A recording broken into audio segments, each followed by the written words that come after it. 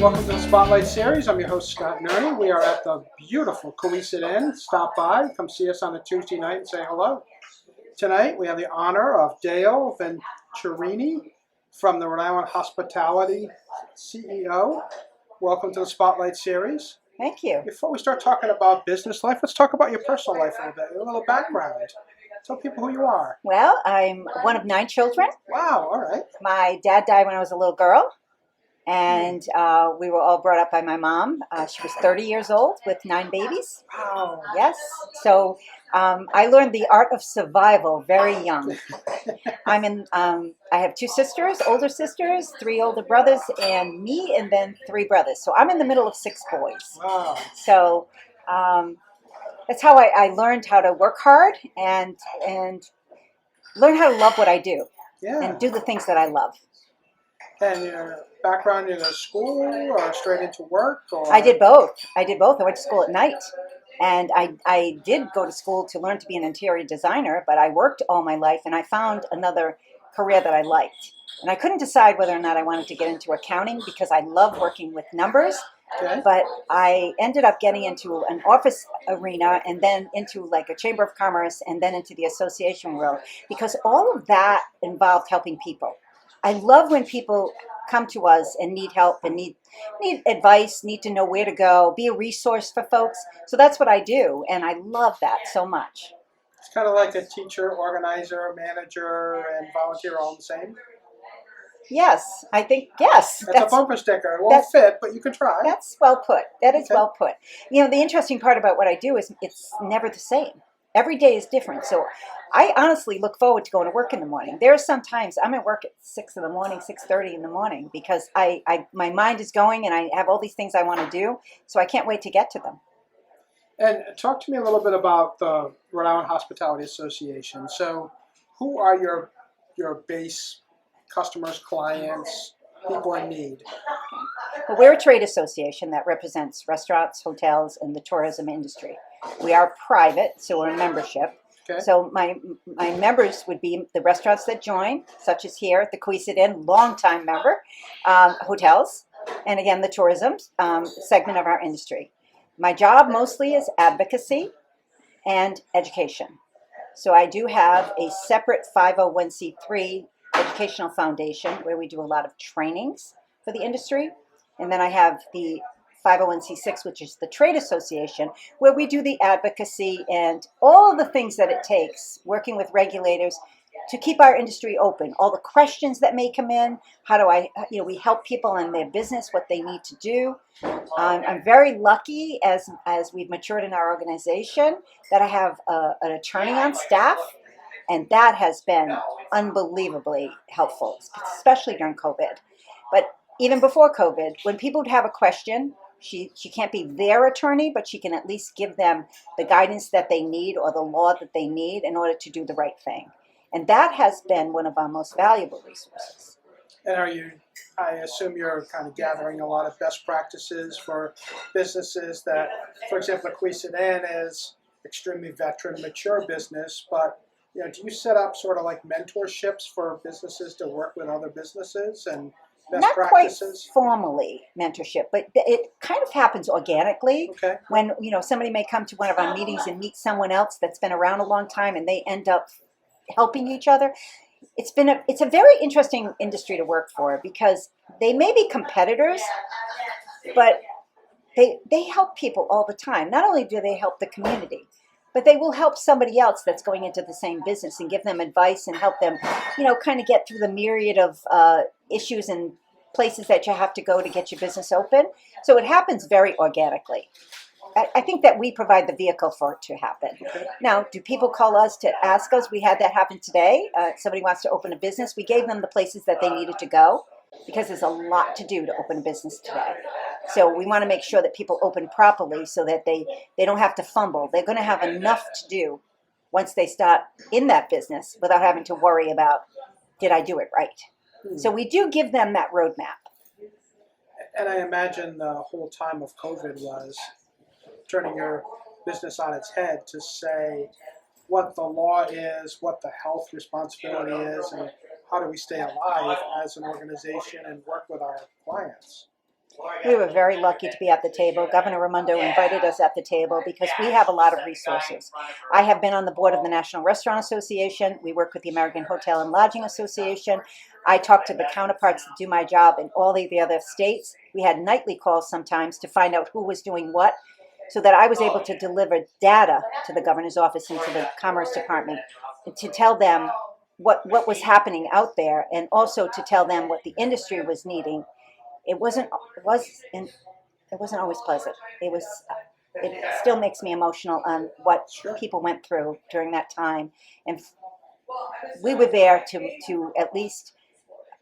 If somebody wanted to do here, we at least got it negotiated to here, with also keeping public safety in mind and also trying to keep businesses open. That was a hard challenge that went on for a good 18, 19 months. My team and I did not take one day off in all that time. So let's talk about businesses that have opened since COVID. A little bit of a different playbook to go by. You have a bigger guide to kind of walk them through now, but you're prepared and ready for that?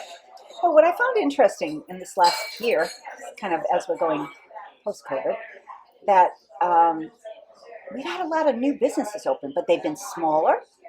They've been more counter service kind of style, because it has been hard to get labor back in every industry. There's not one industry I know that is saying, oh no, I've got enough employees. Yeah. So we're all fighting for that labor pool. So people are just looking at things and doing them a little differently. They're learning from experiences. They're learning what the customer wants. This morning we had our economic outlook breakfast, and we bring in the chief economist at the National Restaurant Association for the restaurant side, and he was talking about how we are going to have to develop a new normal. It's not going back to what it was, so we have to figure out how is it going to work for us. And there's no broad brush for that. You can't say the entire restaurant industry is going to do it this way. Every single person is going to have to figure it out based on what they know about their customers, what they know about what they can handle within their own businesses. You know, we're sitting in a building and I walk in and see that there's going to be a new retail store here. That's being innovative for the next step to go forward in this new world that we're in. There's been a lot of lessons learned. Thankfully, there's been some money to help folks, not always evenly spread out, unfortunately, but it's been a very trying time, and one that has been very educational.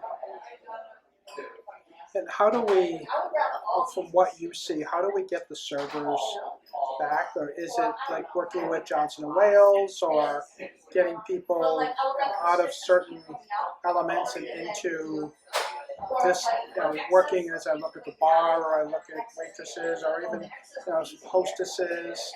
There's, obviously, you said everywhere needs help. Everyone needs help. How do we kind of adapt that? Well, I think it's again making the industry attractive again. There's a lot of things that make this industry attractive.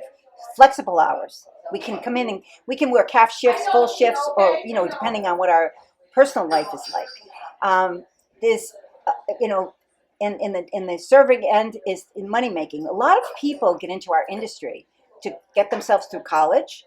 Maybe move on to other industries, or even while they are presently working. Like, we have a lot of people that are teachers in our industry, and during the summer and off hours, they come and work in our industry. So we have a very big mix of things.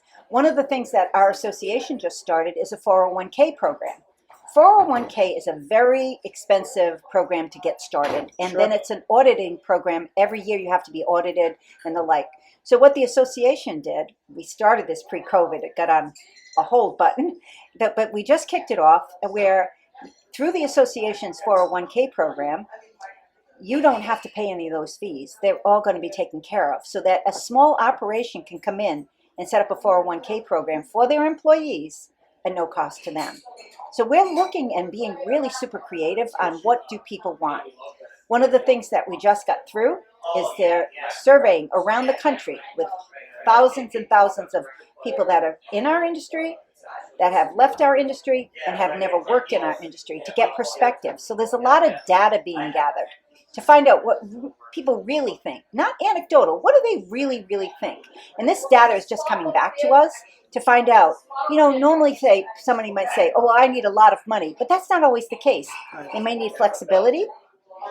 They may need some benefits.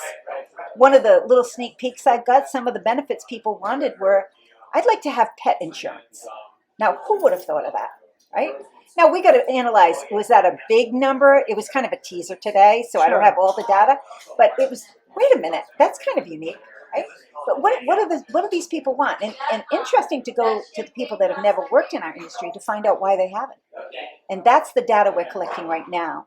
So it's making decisions based on real life information. And that's what we're going to be going forward with in this upcoming year. And I think that's fantastic. As someone who worked in the insurance industry in my prior career in corporate world, those smaller benefits are really good perks for people, even though they still may pay for it, but access to things that will help them make some of their life at ease, take away some of the burdens that they may face are really massive. There was a big study that was released yesterday asking people their top 3 or 4 reasons, about their job satisfaction. The most satisfied people have said, what motivates me the most is flexibility at work, the first key that you hit. The second one was working with people I want to work with. Yes. Which in an establishment of hospitality, that's going to be key. Working with great people, smart people that really have the business at heart. And then pay was like 3rd or 4th. Because if you've got those first 2 things, the money is a satisfier, it's not a motivator. Those first 2 things are. So I applaud you for looking at the data and understanding not only like why I would never work in or had never worked in a restaurant. I can tell you, because if I went to table 2 and they asked for extra silverware, by the time I got to table 4, just walking by, and if they said I need more water, that silverware is not getting delivered. Because I could be a barista. Don't you feel servers are very special with what they remember? Oh, yes. I agree. One great thing that we kicked off that has been very helpful. When COVID happened, we did a Be Kind campaign. But not only did we ask customers to be kind, because people were angry at being, held down and not being able to send their children to school. You name it, all the reasons that, that COVID created. But so we tagged on a piece of that to the Be Kind campaign. And you probably saw the signs in a lot of restaurants. Please be kind. We're dealing the best we can. But we tacked on a mental health program with that for your employees and for others. So we have a program with Teladoc. Health insurance is very expensive today. Not everybody can offer it. Not everybody wants it. Not everybody wants to pay the copay on it. But Teladoc, when we first did it, was $6 a month. And that is access by, we've gotten used to now talking to our doctors over Zoom. Sure. I would have never thought 2 years ago that I was going to talk to my doctor over Zoom. That would have been such foreign to me. But now it's acceptable. So Teladoc offers you and your family for $9 a month. This is what we're offering to our restaurants, hotels, tourism, and other hospitality industries. You have access to doctors, medical doctors. You have access for mental health care. You have other access for doctors, whatever your needs are. And that has been an amazing program. I know that sometimes young people think, I don't need that. I'm healthy. Yeah. But we all need access to something. And I think COVID brought that really to light. And then we partnered with a lot of other organizations for help for folks that they may not have known was available to them. And that's been very helpful for us and has continued now that we kind of see COVID in the background. I know it rears its ugly head every once in a while, but we're hopeful that going forward, some of these programs will even expand greatly. The Teladoc is a big one. And to make us more proactive than reactive. That's a huge benefit. Yes. And it's not just, I don't want to focus on at restaurants. You're working with hotels. And We are. who's been a big turnaround from not having anyone staying there but keeping the doors open to having, some of the weeks.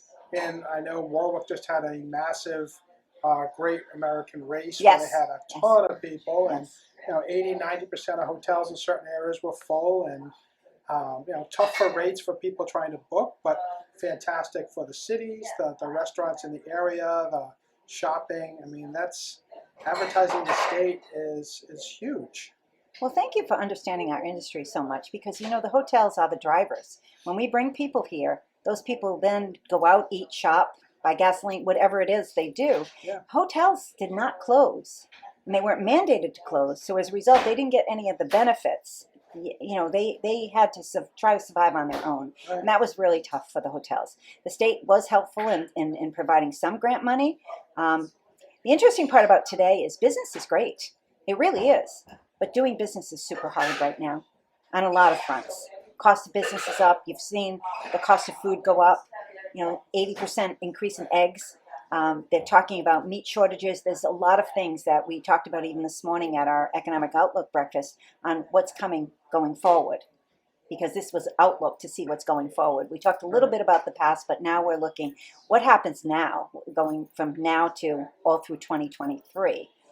And because those are the programs you need to start planning a playbook for and how to address with your businesses. The nice part is that there was really a symbiotic relationship built amongst all of the industries I represent. With no silos. Everybody worked together. One of the things that we came up with is we were asking people about what are your biggest problems? Transportation, childcare. Some of those we couldn't solve. We didn't have the capacity to solve. There were other organizations that work with them, and we were able to drive. But I think all the challenges that happen to folks. But transportation, we said, wait a minute, we can do something about that. So we went and got a grant and got free bus passes for our industry employees. And the people that took the most advantage of that were hotel workers because they had a more definitive schedule, so they were able to bus. Sure. Where somebody else might have it, this day they're working this shift, another shift. We talked about flexibility, right? So we were able to do that program during COVID. So now fast forward, remember the ups and downs of COVID. We were open, we were closed, we were open, we were closed, we were temporarily opened. Now that program is in place. It started again this year in July, and it's till the end of the year we were able to file for another grant. Those bus passes are very valuable. I believe they're valued at $70 a month. So that's real money out of someone's pocket. Well, it's $70 for a bus pass and not $30 or $40 a week in gas. Excellent point. Yeah. That's right. Excellent point. Thank you. Yeah, sure. It is. No problem. But I was thinking, somebody has to pay that out of their pocket. So for 5-6 months, we were able to give that to them for free. Do you asked earlier about what we helped. Do you know some of our people use that as an incentive? So they're interviewing somebody and they say, well, are you interviewing? Yes, I'm going to 3 other places. Well, this is what we'll be able to offer you, a 6-month free bus pass. And it helped. You don't know what the trigger is, right? Right, until you ask. Right. Or offer. So let's talk a little back to you. I understand you have an award coming up. For 2022, I'm going to read off my paper, the Italo-American Club Rhode Island Person of the Year. How did this happen? I don't know. Come on. I don't know. I found out that after I asked who nominated me. I'm honored, beyond honored. I am honored to be an Italian young woman in this state. I say young. See, I think of myself as young. Right. Yeah, so to think of being an Italian woman, I understand that I'm the second woman to receive this award. That the governor Raimondo was the first. So add honor to that as well. Sure. I was pretty shocked when I was called. I was asked to lunch, and they told me, and I didn't even know what to say, quite frankly. Pretty excited about it. I understand it's a big deal. I understand that, it's a nice party. Hey, so I've been told. Yeah. And, a nice party that you didn't have to plan for. And everybody's following in the footsteps that you've laid down to build that. So it's kind of the fruits of your labor is showing right in front of you. I know, but I still got my hands and tentacles in it. I can't help myself. My staff's the same way. I work with a bunch of people that are so in love with this industry and can't wait to do more and more. We had a fun meeting that I have to talk about, if you don't mind. Sure. We have a woman in hospitality group. And so we met the other night. And you hear all this negativity on the TV about what's going on in different cities and stuff. So I called Colonel Clements in the city of Providence and said, Chief, I would love to do some training on self-awareness and some self-defense training for women. And immediately he jumped on the bandwagon and sent me some folks. And on this week, we did that training. And I'm smiling because one of the there was a lieutenant that runs the training program, and there was a young officer. She was about half my size. She was, a little bit of a thing, and came in full of confidence and everything else. And her training officer was a big guy. She flipped him in front of everybody. She literally got him and turned him right around on the floor. We were all dying. But she taught some things that I think were very, very simple. I almost said they were like, duh, of course we should know that, but we don't always think. Walking with confidence when you're walking outside so that nobody, somebody's going to look for the weakest link. Or don't be on your phone and texting while you're walking, particularly even for safety reasons, but also that makes you unaware of what's around you. Some tactics of what to do if someone does approach you. Don't sit in your car after you get from one place to another and sit there and read your emails. Get out, move away immediately. Buddy walk if you're in a garage, or let people know where you're at. So many different things that were very, very simple, but obvious when you think about it. Like, always have your keys in your hand. Don't be searching like we do in our purses looking for our keys. Have them ready as soon as you're at the car so you can open the car and get in right away. Same thing when you go home. And this training was amazing. The women, we had over 100 women, and they loved it and want more of it because it was done in such a way that it was easy for people to understand that there is something they can do to take control. So those are the things that we do for our folks. We do all sorts of trainings like that. We have women in hospitality. We have a chef's council. We have a lot of homogeneous groups that can get together and talk about ideas and thoughts and, hey, how are you handling this, and bounce things off one another. And I think that's the beauty of having a trade association, where we can get like people together to solve problems. Right. And to help each other. Generating solutions. Yeah, it's fun. Well, I think the Italo-American Club made a very wise choice. Thank you. Thank you very much for coming on the Spotlight Series. It's been an honor. Thank you. You're welcome.